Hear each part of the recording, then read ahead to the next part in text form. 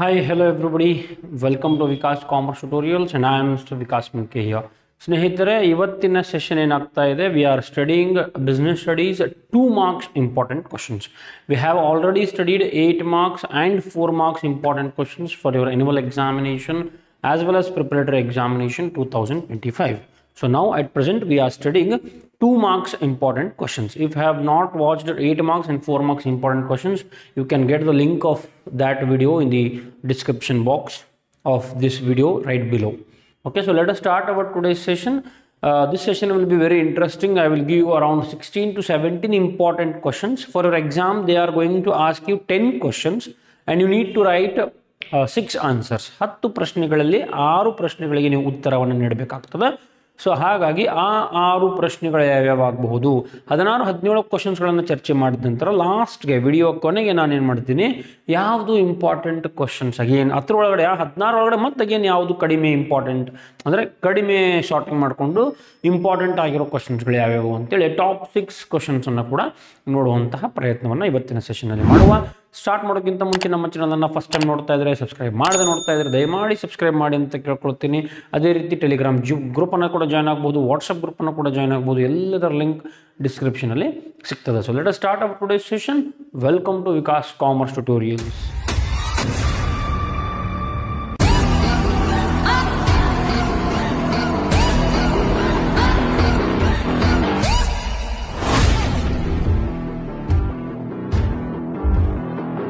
ನಾವಿಲ್ಲಿ ಏನು ಮಾಡಬೇಕಪ್ಪ ಅಂದರೆ 2 ಅಂಕಗಳ ಪ್ರಶ್ನೆ ಯಾವೆಲ್ಲ ಚಾಪ್ಟರ್ಗಳಿಂದ ಬರ್ತದೆ ಅಂತ ನೋಡಬೇಕು.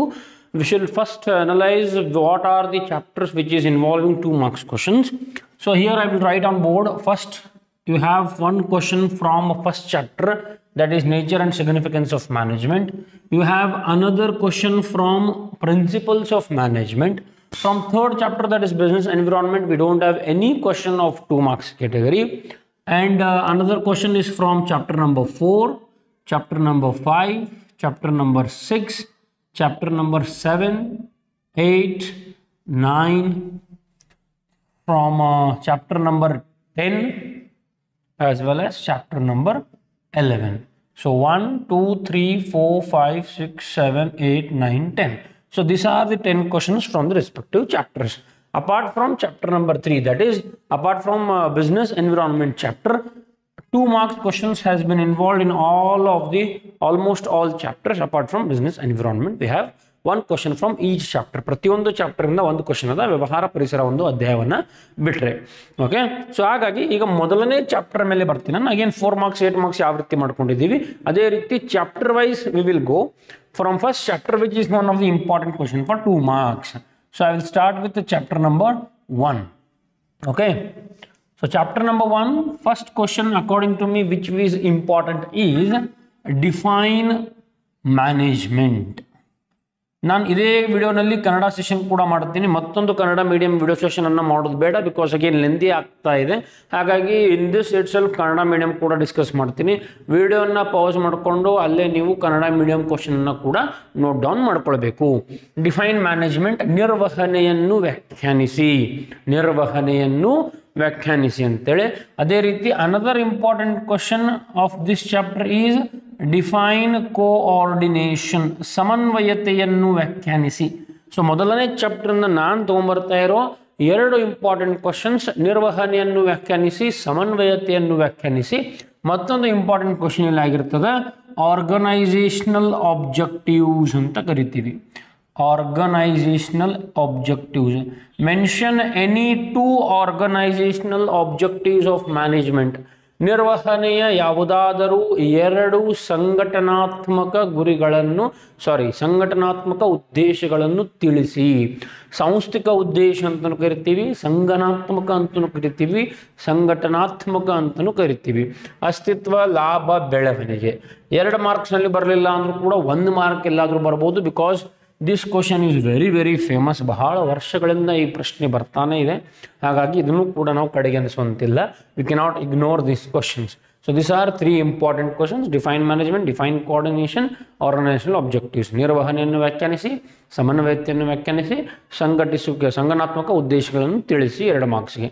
ಈಗ very important when the ask it as define, ವ್ಯಾಖ್ಯಾನ ಅಂತ ಕೇಳಿದಾಗ, ಡೆಫಿನೇಷನ್ ಅಂತ ಕೇಳಿದಾಗ ಆ ಡೆಫಿನೇಷನನ್ನು ಕೊಟ್ಟವರು ಯಾರು ಅಂತೇಳಿ ಅವರ ಹೆಸರನ್ನು ಬರಿಬೇಕು. ಫಾರ್ ಎಕ್ಸಾಂಪಲ್, ಈಗ according to Adam Smith, according to Alfred Marshall, ಈ ರೀತಿ ಯಾರು ಅವ್ರ ಹೆಸರು ಬರಿಬೇಕ್ರಿ. ಆ ವ್ಯಾಖ್ಯಾನವನ್ನು ನೀಡಿದವರು ಯಾರು, ಆಲ್ಫ್ರೆಡ್ ಮಾರ್ಷಲ್ ರವರ ಪ್ರಕಾರ ಅಂತ ಹೇಳಿ ನಿಮ್ಮ ವ್ಯಾಖ್ಯಾನ ಪ್ರಾರಂಭವಾಗಬೇಕು. ಆ ರೀತಿ ಬರೆದ್ರೆ ಮಾತ್ರ ನಿಮಗೆ 2 ಅಂಕಗಳು ಸಿಗ್ತಾವೆ. ಒಂದು ವೇಳೆ ವ್ಯಾಖ್ಯಾನ ಕೊಟ್ಟಂತಹ ವ್ಯಕ್ತಿಯ ಹೆಸರನ್ನು ನೀವು ಬರಲಿಲ್ಲಪ್ಪ ಅಂದರೆ ನಿಮಗೆ ಮಾರ್ಕ್ಸ್ ಕಡಿಮೆ ಆಗೋ ಎಲ್ಲ ಸಾಧ್ಯತೆಗಳು ಇರ್ತಾವೆ ರೀ. Okay, coming to next chapter number 2. Chapter number 2 ಇಂದ ಯಾವೆಲ್ಲ ಇಂಪಾರ್ಟೆಂಟ್ ಕ್ವಶನ್ಸ್ಗಳು ಅಂತ ನೋಡೋದಾದರೆ, ಪ್ರಿನ್ಸಿಪಲ್ಸ್ ಮ್ಯಾನೇಜ್ಮೆಂಟ್, ಇದು ಮ್ಯಾನೇಜ್ಮೆಂಟ್ ಆಫ್ ಪ್ರಿನ್ಸಿಪಲ್ಸ್ ಅಂತ ಕರಿತೀವಿ. Principles of management chapter number 2, ನಿರ್ವಹಣೆಯ ತತ್ವಗಳು. ಆ ನಿರ್ವಹಣೆಯ ತತ್ವಗಳ ಚಾಪ್ಟರಿಂದ principles of management importance of principles of management ಅಂತ ಕರಿತೀವಿ. ನಿರ್ವಹಣೆಯ ತತ್ವಗಳ ಮಹತ್ವ. ಯಾವುದಾದ್ರೂ 2 ಪಾಯಿಂಟ್ಸ್ಗಳನ್ನು ನೀವು ಬರಿಬೇಕು, ಎಕ್ಸ್ಪ್ಲೇನ್ ಮಾಡೋಂಗಿಲ್ಲ. Do not explain anything in 2 marks category. When they ask any 2, any 3 like these questions, you need not to explain anything, you just need to write only points. ಯಾವುದಾದ್ರೂ 2 ನಿರ್ವಹಣೆ ತತ್ವಗಳು, ಯಾವುದಾದ್ರೂ 2 ಮಹತ್ವಗಳು ಅಂತ ಕೇಳಿದಾಗ ಜಸ್ಟ್ ಪಾಯಿಂಟ್ಸ್ಗಳನ್ನು ಮಾತ್ರ ಬರೀರಿ. ಅದಾದ ನಂತರ coming to question number 2, what you mean by scalar chain, ಶ್ರೇಣೀಕೃತ ಸರಪಳಿ ಎಂದರೇನು? ಬಹಳ ಸಲ ಬಂದಿರುವಂಥ ಕ್ವಶನ್ ಇದು ಆಗಿರ್ತದೆ. ಹೆನ್ರಿ ಫ್ಯೂಯಲ್ ರವರು ಕೊಟ್ಟಿರುವಂತಹ 14 ತತ್ವಗಳಲ್ಲಿ ಇದು ಒಂದಾಗಿರ್ತದೆ. ಈಗ 4 ಮಾರ್ಕ್ಸಲ್ಲಿ ಕೂಡ ನಾನು ಓದಂತ ಹೇಳಿದ್ದೀನಿ ನಿಮಗೆ. ಹೆನ್ರಿ ಫ್ಯೂಯಲ್ ರವರ ಯಾವುದಾದ್ರೂ 4 ತತ್ವ, learn Henry Fayol's any 4 principles because that question will appear in 4 marks category. ಈಗ 4 ಮಾರ್ಕ್ಸ್ಗೆ ಇದನ್ನು ಕೂಡ ನೀವು ಓದ್ರಿ, ಬಿಕಾಸ್ 4 ಮಾರ್ಕ್ಸ್ದಾಗ ಇದೊಂದು ಪ್ರಿನ್ಸಿಪಲ್ ಆಗಿ ಬಿಟ್ಟಿರ್ತದೆ. ಸೊ ಹಾಗಾಗಿ 2 ಮಾರ್ಕ್ಸ್ ಕೂಡ ನೀವು ಅದನ್ನು ಬರಿಬೋದು. And unity of direction, unit of command ಅದನ್ನು ಓದ್ರಿ, ಬಿಕಾಸ್ ಅದು ಕೂಡ ಇಲ್ಲಿ 2 ಮಾರ್ಕ್ಸ್ಗೆ ಬರುವಂಥ ಚಾನ್ಸಸ್ ಅದ. ಆ್ಯಂಡ್ ಅದು ಕೂಡ ಹೆನ್ರಿ ಫ್ಯೂಯಲ್ ರವರು ಕೊಟ್ಟಿರೋದು. ಏಕರೂಪ ಆಜ್ಞೆ, ಏಕರೂಪ ನಿರ್ದೇಶನ, ಶ್ರೇಣೀಕೃತ ಸರಪಳಿ, ಇವು 3 ಓದ್ರಿ, ಬಿಕಾಸ್ ಇವು 3 2 ಮಾರ್ಕ್ಸ್ದಾಗ ಬರ್ತದೆ. ಒಂದು ವೇಳೆ ಬರಲಿಲ್ಲ 4 ಮಾರ್ಕ್ಸ್ದಾಗ ಹೆನ್ರಿ ಫ್ಯೂಯಲ್ ರವರ 4 ತತ್ವ ಕೇಳಿದಾಗ ಅದೇ ತತ್ವಗಳನ್ನು 4 ಮಾರ್ಕ್ಸ್ ಕ್ಯಾಟಗರಿಯಲ್ಲಿ ಬರೀಬಹುದು. ಹಾಗಾಗಿ one of the important question. And third important question ನಾನಿಲ್ಲಿ ಹೋಗೋದು, difference between unity of command and unity of direction. Unity of command and unity of direction adjust ಮಾಡಿಕೊಂಡ್ರೆ ಒಂದು ಸ್ವಲ್ಪ ಶಾರ್ಟ್ಕಟ್ದಾಗ ಬರಿತಾ ಇದ್ದೀನಿ. ವಿಡಿಯೋನ ಪಾಸ್ ಮಾಡಿ ನೀವು ನೋಟ್ ಡೌನ್ ಮಾಡ್ಕೊತ ಹೋಗಿ. ಏಕರೂಪ ಆಜ್ಞೆ ಮತ್ತು ಏಕರೂಪ ನಿರ್ದೇಶನ ನಡುವಿನ ವ್ಯತ್ಯಾಸಗಳು ಮತ್ತೊಂದು ಇಂಪಾರ್ಟೆಂಟ್ ಕ್ವಶನ್ ಈ ಚಾಪ್ಟರಿಂದ ಆಗಿರ್ತದೆ. Okay, coming to chapter number 4, 4ನೇ ಅಧ್ಯಾಯಕ್ಕೆ ಬರ್ತೀನಿ. ಯಾವುದು? ಯೋಜಿಸುವಿಕೆ. ಈಗ ಯೋಜಿಸುವಿಕೆ ಅಧ್ಯಾಯದಲ್ಲಿ ಫಸ್ಟ್ ಇಂಪಾರ್ಟೆಂಟ್ ಕ್ವಶನ್ ನನಗೆ ಅನಿಸ್ತಾ ಇರೋದು, ವಾಟ್ ಈಸ್ ಪಾಲಿಸಿ, ನೀತಿ ಎಂದರೇನು? ನೀತಿ ಎಂದರೇನು ಅನ್ನೋ ಒಂದು ಪ್ರಶ್ನೆಯನ್ನು ಕೂಡ ನೀವಿಲ್ಲಿ ಸ್ಟಡಿ ಮಾಡಬೇಕಾಗ್ತದೆ. 2ನೇ ಇಂಪಾರ್ಟೆಂಟ್ ಕ್ವಶನ್ ನಮಗೆ ಅನಿಸೋದು, what you mean by budget, ಮುಂಗಡ ಪತ್ರ ಎಂದರೇನು? ಅಂಕಿ ಅಂಶಗಳ ಮೂಲಕ ನೀಡುವಂತಹ ವಿವರಣೆಗೆ ಮುಂಗಡ ಪತ್ರ ಅಂತ ಕರಿತೀವಿ. What you mean by budget? This is also one of the important question for 2 marks. And another important question for 2 marks will be limitations or steps of planning. ಯೋಜಿಸುವಿಕೆಯ ಮೊದಲ 2 ಹಂತಗಳು ಅಂತ ಕೇಳಬಹುದು, ಅಥವಾ ಯೋಜಿಸುವಿಕೆಯ ಮಿತಿಗಳು ಅಂತ ಕೇಳಬಹುದು. ಇದನ್ನು ಕೂಡ 4 ಮಾರ್ಕ್ಸ್ ಕ್ಯಾಟಗರಿಯಲ್ಲಿ ಇಂಪಾರ್ಟೆಂಟ್ ಅಂತ ಕನ್ಸಿಡರ್ ಮಾಡಿದ್ದೀವಿ. ಅದು 2 ಮಾರ್ಕ್ಸ್ಗೆ ಯಾವುದಾದ್ರೂ 2 ಅಂತಲೂ ಕೇಳಬಹುದು. ಹಾಗಾಗಿ ಈ 3 ಪ್ರಶ್ನೆಗಳನ್ನು ನೀವು ಪರ್ಫೆಕ್ಟ್ ಮಾಡಬೇಕು. In coming to chapter number 5 ಯಾವುದಪ್ಪ ಅಂದರೆ ಸಂಘಟಿಸುವಿಕೆ. ಸಂಘಟಿಸುವಿಕೆಯಲ್ಲಿ ಮೊದಲನೇ ಪ್ರಮುಖ ಪ್ರಶ್ನೆ ಯಾವುದು? ಸಂಘಟಿಸುವಿಕೆಯನ್ನು ವ್ಯಾಖ್ಯಾನಿಸಿ ಅಂತ ಕರಿತೀವಿ. Define organising. So define organizing is one of the most important question from many years. ಸಂಘಟಿಸುವಿಕೆಯನ್ನು ವ್ಯಾಖ್ಯಾನಿಸಿ ಅಂತೇಳಿ ಈ ಪ್ರಶ್ನೆ ಕೂಡ ಬರಬಹುದು. ಅದಾದ ನಂತರ ಫಾರ್ಮಲ್ ಆರ್ಗನೈಸೇಷನ್ ಮೀನಿಂಗ್ ಅನ್ನು ನೀವೆಲ್ಲರೂ ಬರಿಬೇಕಾಗ್ತದೆ. What you mean by formal organisation, ಔಪಚಾರಿಕ ಸಂಘಟನೆ ಎಂದರೇನು? ಇದೊಂದು ಇಂಪಾರ್ಟೆಂಟ್ ಕ್ವಶನ್. ಆಮೇಲೆ 3ನೇ ಕ್ವಶನ್ ನನಗಿಲ್ಲಿ ಅನಿಸುವಂತಹ ಇಂಪಾರ್ಟೆಂಟ್ ಕ್ವಶನ್ ಯಾವಪ್ಪ ಅಂದರೆ elements of delegation. Elements of delegation, that is ಪ್ರತಿ ನಿಯೋಜನೆಯ ಯಾವುದಾದರೂ 2 ಮೂಲಾಂಶಗಳು, ಅಧಿಕಾರ, ಉತ್ತರದಾಯಿತ್ವ ಜವಾಬ್ದಾರಿ, ಅಧಿಕಾರ, ಜವಾಬ್ದಾರಿ ಮತ್ತು ಉತ್ತರದಾಯಿತ್ವ ಅಂತ ಕರಿತೀವಿ. Authority, responsibility and accountability. So those 3 are elements of delegation. So this are the 3 important questions. ಪ್ರತಿಯೊಂದು ಚಾಪ್ಟರಿಂದ ಮೂರು ಇಂಪಾರ್ಟೆಂಟ್ ಕ್ವಶನ್ಸ್ ಕೊಡ್ತಾ ಇದ್ದೀನಿ. ಸೊ 10 ಚಾಪ್ಟರ್ಗಳಾಗಿರ್ತಾವೆ. 10 ಚಾಪ್ಟರಿಂದ 3 ಅಂತ ಕನ್ಸಿಡರ್ ಮಾಡಿದ್ರೆ 30 ಇಂಪಾರ್ಟೆಂಟ್ ಕ್ವಶನ್ಸ್ಗಳಾಗ್ತಾವೆ. ಆ 30ರೊಳಗಡೆ 10 ಆರಾಮ್ಸೆ ಸಿಗ್ತಾವ್ರೆ ನಿಮಗೆ. ಆಮೇಲೆ 6 ಕ್ವಶನ್ಸ್ ನೀವು ಬರೀಬೇಕು. ಮತ್ತು 32 ಅಂಕಗಳ ಪ್ರಶ್ನೆ ಓದೋದು ಅಷ್ಟು ಡಿಫಿಕಲ್ಟ್ ಏನಿಲ್ಲ. ಬಿಕಾಸ್ ಯಾವುದಾದ್ರೂ 2 ಬರೀ ಪಾಯಿಂಟ್ ಬರೀಬೇಕು. ಯಾವುದಾದ್ರೂ 2 ಅಂತ ಕೇಳಿದಾಗ ಬರೀ ಪಾಯಿಂಟ್ಸ್ ಬರ್ಕೊಂತ ಹೋಗ್ಬೇಕು. ಮೀನಿಂಗ್ ಎಲ್ಲ ಓದುವಂತಹ ಜಾಸ್ತಿ ಕ್ವಶನ್ಸ್ ಇಲ್ಲ. What do you mean by ಇದರ ಅರ್ಥವನ್ನು ನೀಡಿದಾಗ ಅವಾಗ ನೀವು ಓದಬೇಕಾಗ್ತದೆ. ಯಾವುದಾದ್ರೂ 2 ಅಂದಾಗ ಬರೀ ಪಾಯಿಂಟ್ಸನ್ನು ನೆನ್ಪಿಟ್ಕೊಳ್ಬೇಕು. ಹಾಗಾಗಿ 30 ಅಥವಾ 25 ಪ್ರಶ್ನೆಗಳನ್ನು ನೆನ್ಪಿಟ್ಕೊಳ್ಳೋದು ಅಷ್ಟು ಕಷ್ಟ ಅಲ್ಲ ನಮ್ಮ ಪ್ರಕಾರ. So coming to next chapter, 5ನೇ ಚಾಪ್ಟರ್ ಆದ ನಂತರ ನಾನು ಎಲ್ಲಿ ಬರ್ತೀನಪ್ಪ ಅಂದರೆ ಚಾಪ್ಟರ್ ನಂಬರ್ 6ಗೆ ಬರ್ತೀನಿ. ಈಗ ಚಾಪ್ಟರ್ ನಂಬರ್ 6ನಲ್ಲಿ ನಮಗೆ ಅನಿಸ್ತಾ ಇರೋ ಮೊದಲನೇ ಇಂಪಾರ್ಟೆಂಟ್ ಕ್ವಶನ್. ಚಾಪ್ಟರ್ ನಂಬರ್ 6 ಯಾವುದು? ಸಿಬ್ಬಂದಿ ನಿರ್ವಹಣೆ. ಸೊ ಅಲ್ಲಿ ಬರುವಂತಹ ಮೊದಲನೇ question, what do you mean by recruitment? ನೇಮಕಾತಿ ಎಂದರೇನು ಅನ್ನೋದು ನಮ್ಮ ಪ್ರಕಾರ ಒಂದು ಇಂಪಾರ್ಟೆಂಟ್ ಕ್ವಶನ್ ಆಗಿರ್ತದೆ. ಅದಾದ ನಂತರ 2ನೇ ಕ್ವಶನ್ ಯಾವುದಪ್ಪ ಅಂದರೆ ಬೆನಿಫಿಟ್ಸ್ ಆರ್ ಅಡ್ವಾಂಟೇಜಸ್ ಅಂತ ಕರಿಬೋದು. Benefits of training and development. Benefits of training and development to the employee ಅಂದರೆ ಉದ್ಯೋಗಿಗೆ ತರಬೇತಿ ಮತ್ತು ಅಭಿವೃದ್ಧಿಯಿಂದ ಉದ್ಯೋಗಿಗೆ ಸಿಗುವಂತಹ ಪ್ರಯೋಜನಗಳು ಅಂತ ಕರಿತೀವಿ. ತರಬೇತಿಯಿಂದ ಅಭಿವೃದ್ಧಿಗೆ ಉದ್ಯೋಗಿಗೆ ಆಗುವ ಯಾವುದಾದ್ರೂ 2 ಪ್ರಯೋಜನಗಳು. ಇದನ್ನು ಕೂಡ ಬಹಳ ಚೆನ್ನಾಗಿ ಓದ್ರಿ. 2 ಕ್ವಶನ್ಸ್ ಕೊಡ್ತಾ ಇದ್ದೀನಿ. ಬಿಕಾಸ್ ಸಿಬ್ಬಂದಿ ನಿರ್ವಹಣೆಯಲ್ಲಿ 8 ಮಾರ್ಕ್ಸಿನ ಕ್ವಶನ್ಸ್ ಕೂಡ ಉಂಟು, 4 ಮಾರ್ಕ್ಸಿನ ಪ್ರಶ್ನೆಗಳು ಕೂಡ ಉಂಟು. ಹಾಗಾಗಿ ಅವೇ 2 ಮಾರ್ಕ್ಸ್ಗೆ ರಿಪೀಟ್ ಆಗುವಂತಹ ಎಲ್ಲ ಸಾಧ್ಯತೆ ಇರ್ತದೆ. ಆಯ್ಕೆ ಪ್ರಕ್ರಿಯೆಯಲ್ಲಿನ ಹಂತಗಳು, ಸಿಬ್ಬಂದಿ ನಿರ್ವಹಣಾ ಪ್ರಕ್ರಿಯೆ ಹಂತಗಳು, ಕಾರ್ಯನಿರತ ಮತ್ತು ಕಾರ್ಯೇತರ ತರಬೇತಿಯ ವಿಧಾನಗಳು. ಈ 3 ಪ್ರಶ್ನೆಗಳನ್ನು ಮಾಡಿರಿ. 8 ಮಾರ್ಕ್ಸ್ದಾಗೂ ಬರ್ತದೆ, 4 ಮಾರ್ಕ್ಸ್ ಕ್ಯಾಟಗರಿಯಲ್ಲಿ ಮತ್ತು 2 ಮಾರ್ಕ್ಸ್ ಕ್ಯಾಟಗರಿಯಲ್ಲಿ ನಿಮಗಿದು ಹೆಲ್ಪ್ ಆಗ್ತದೆ. Coming to chapter number 7. 7th chapter ಯಾವುದಪ್ಪ ಅಂದರೆ ನಿರ್ದೇಶಿಸುವಿಕೆ, ಡೈರೆಕ್ಟಿಂಗ್. ಸೊ ಡೈರೆಕ್ಟಿಂಗ್ನಲ್ಲಿ ಬರುವಂತಹ ಇಂಪಾರ್ಟೆಂಟ್ ಕ್ವಶನ್, ಮೇಲ್ವಿಚಾರಣೆ ಎಂದರೇನು? ವಾಟ್ ಈಸ್ ಸೂಪರ್ವಿಷನ್ ಅಥವಾ what do you mean by supervision? ಮೇಲ್ವಿಚಾರಣೆ ಎಂದರೇನು? One of the most important question, ಮೇಲ್ವಿಚಾರಣೆ ಎಂದರೇನು? ಅದಾದ ನಂತರ ಮ್ಯಾಸ್ಲೋಸ್ 2 ನೀಡ್ಸ್ ಅಂತಲೂ ಕೇಳಬಹುದು. ಮ್ಯಾಸ್ಲೋಸ್ ನೀಡ್ ಹೈರಾರ್ಕಿ ಥಿಯರಿ ಏನದಲ್ಲ, ಮ್ಯಾಸ್ಲೋಸ್ ನೀಡ್ಸ್, ಮ್ಯಾಸ್ಲೋರ್ ಅವರ ಪ್ರಕಾರ ಅಗತ್ಯತಾ ವರ್ಗ ಶ್ರೇಣಿ ಸಿದ್ಧಾಂತ, ಮೂಲ ದೈಹಿಕ ಅಗತ್ಯತೆಗಳು, ಬಾಂಧವ್ಯದ ಅಗತ್ಯತೆಗಳು ಅಥವಾ ಸುರಕ್ಷತಾ ಅಗತ್ಯತೆಗಳು ಅಂತೇಳಿ ಏನೋ ಒಂದು 5 ಅಗತ್ಯತೆಗಳಿದಾವಲ್ಲ, ಆ 5 ಅಗತ್ಯತೆಗಳಲ್ಲಿ ಮೊದಲನೇ 2 ಅಗತ್ಯತೆಗಳು ಅಂತೇಳಿ ಒಂದು ಪ್ರಶ್ನೆ ಬರಬಹುದು. First 2 needs of Maslow's need hierarchy theory of motivation. Okay, that will be one of the important questions. There are 5 needs given by Maslow. You need to study starting 2 needs or remember all 5 needs and just write only points. Coming to 3rd important question from directing chapter, styles of leadership. ಇದು ಕೂಡ ಬಹಳಷ್ಟು ಸಲ ಬಂದಿರುವಂಥದ್ದು. Again ಇಲ್ಲೂ ಕೂಡ only points, autocratic, democratic and free rein ಅಂತ ಕರಿತೀವಿ. ಪ್ರಜಾಪ್ರಭುತ್ವವಾದಿ, ಮುಕ್ತ ನೀತಿವಾದಿ, ಸರ್ವಾಧಿಕಾರಿ ನಾಯಕತ್ವ ಶೈಲಿಗಳು. ನಾಯಕತ್ವದ ಶೈಲಿಗಳು 3 ಶೈಲಿಗಳದಾವು. 3 ನೆನ್ಪಿಟ್ಕೊಳ್ರಿ. ಯಾವುದಾದ್ರೂ 2 ನೀವು ಎಕ್ಸಾಮ್ಗೆ ಬರೀಬೇಕಾಗ್ತದೆ. ಓಕೆ, ಅದಾದ ನಂತರ ಅನದರ್ ಇಂಪಾರ್ಟೆಂಟ್ ಕ್ವಶನ್ ನಾನಿಲ್ಲಿ ತಗೋತಾ ಇರೋದು, ಗ್ರೇಪ್ ವೈನ್ ಕಮ್ಯುನಿಕೇಷನ್ ಅಂದರೆ ಏನು? What you mean by grapevine communication? ದ್ರಾಕ್ಷಿ ಬಳ್ಳಿ ಸಂವಹನ ಎಂದರೇನು? ಅನೌಪಚಾರಿಕ ಸಂವಹನಕ್ಕೆ ಮತ್ತೊಂದು ಹೆಸರು ದ್ರಾಕ್ಷಿ ಬಳ್ಳಿ ಸಂವಹನ. ಸೊ ದ್ರಾಕ್ಷಿ ಬಳ್ಳಿ ಸಂವಹನ ಎಂದರೇನು ಅಂತ ನೀವೇನು ಮಾಡಬೇಕು? ಆನ್ಸರನ್ನು ನೀಡಬೇಕಾಗ್ತದೆ.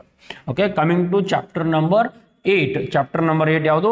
ಕಂಟ್ರೋಲಿಂಗ್. ಸೊ ಕಂಟ್ರೋಲಿಂಗ್ ಚಾಪ್ಟರಿಂದ ಯಾವುದು ಇಂಪಾರ್ಟೆಂಟ್ ಕ್ವಶನ್ ಅಂತ ಆಗ್ತದೆ? ಈಗ ಆಲ್ರೆಡಿ ನಾವಿಲ್ಲಿ 4 ಮಾರ್ಕ್ಸ್ ಇಂಪಾರ್ಟೆಂಟ್ ಕ್ವಶನ್ಸ್ ಕೊಟ್ಟಿದ್ದೀವಿ. ಕಂಟ್ರೋಲಿಂಗ್ ಲಿಮಿಟೇಷನ್ಸ್ ಅಥವಾ ಕಂಟ್ರೋಲಿಂಗಿನ ಸ್ಟೆಪ್ಸ್ ನೀವು ಎರಡೂ ಓದ್ರಿ. ಬಿಕಾಸ್ ಒಂದು 4 ಮಾರ್ಕ್ಸಿಗೆ ಹೋಗ್ತದೆ, ಒಂದು 2 ಮಾರ್ಕ್ಸ್ ಹೋಗ್ತದೆ. ನಿಯಂತ್ರಿಸುವಿಕೆಯ ಹಂತಗಳು, ನಿಯಂತ್ರಿಸುವಿಕೆಯ ಮಿತಿಗಳು, 2 ಕಾನ್ಸೆಪ್ಟ್ಸ್. 2 ಕಾನ್ಸೆಪ್ಟ್ಸನ್ನು ಓದ್ರಿ. ಒಂದು 4 ಮಾರ್ಕ್ಸ್ ಕ್ಯಾಟಗರಿ ಹೋಗ್ತದೆ, ಒಂದು 2 ಮಾರ್ಕ್ಸ್ ಕ್ಯಾಟಗರಿ ಹೋಗ್ತದೆ. 6 ಮಾರ್ಕ್ಸ್ ನಿಮಗೆ ಸಿಗ್ತದೆ. ಕಮಿಂಗ್ ಟು ಚಾಪ್ಟರ್ ನಂಬರ್ 9, ಹಣಕಾಸಿನ ನಿರ್ವಹಣೆ. ಇಲ್ಲಿ twin objectives of financial management ಅಂತ ಕರಿತೀವಿ. Twin objectives of financial management ಅಂದರೆ ಹಣಕಾಸಿನ ನಿರ್ವಹಣೆಯ ಅವಳಿ ಉದ್ದೇಶಗಳು. ಎರಡು ಅವಳಿ ಉದ್ದೇಶಗಳದಾವೆ. There are 2 objectives which are called as twin objectives. ಆ ಎರಡು ಅವಳಿ ಉದ್ದೇಶಗಳ ಹಣಕಾಸು ನಿರ್ವಹಣೆಯ ಎರಡು ಅವಳಿ ಉದ್ದೇಶಗಳು ವೆರಿ ವೆರಿ ಇಂಪಾರ್ಟೆಂಟ್, ಬಹಳಷ್ಟು ಸಲ ಕೇಳಿರುವಂತಹ ಪ್ರಶ್ನೆ ಆಗಿರ್ತದೆ. ಅದಾದ ನಂತರ any two financial decisions of financial management. There are 3 financial decisions: investment decisions, dividend decisions and financing decision. ಯಾವುದಾದರೂ ಎರಡು ಹಣಕಾಸಿನ ನಿರ್ಣಯಗಳು, ಲಾಭಾಂಶ ನಿರ್ಣಯ, ಹಣಕಾಸು ಒದಗಿಸುವಿಕೆಯ ನಿರ್ಣಯ, ಹೂಡಿಕೆ ನಿರ್ಣಯ, 3 ನಿರ್ಣಯಗಳಲ್ಲಿ ಯಾವುದಾದ್ರೂ ಎರಡನ್ನು ನೀವು ಬರಿಬೇಕು, ಎಕ್ಸ್ಪ್ಲನೇಷನ್ ಬೇಕಾಗಿಲ್ಲ. ಅದಾದ ನಂತರ ಮೂರನೇ important question, meaning of financial management, ಹಣಕಾಸಿನ ನಿರ್ವಹಣೆ ಎಂದರೇನು ಅಂತೇಳಿ ಒಂದು ಪ್ರಶ್ನೆ 2 ಮಾರ್ಕ್ಸ್ಗೆ ಬರಬಹುದು. ಈಗ ನೆಕ್ಸ್ಟ್ ಚಾಪ್ಟರ್ ನಂಬರ್ 10ಗೆ ಬರ್ತೀನಿ. ದಟ್ ಈಸ್ ಮಾರ್ಕೆಟಿಂಗ್ ಇಂದ ನಮಗೆ ಅನಿಸ್ತಾ ಇರುವಂತಹ ಒಂದು important question. Again marketing functions, ಇದು 4 ಮಾರ್ಕ್ಸ್ 8 ಮಾರ್ಕ್ಸ್ನಲ್ಲಿ ಕೂಡ ನಾನು ಕೊಟ್ಟಿದ್ದೀನಿ.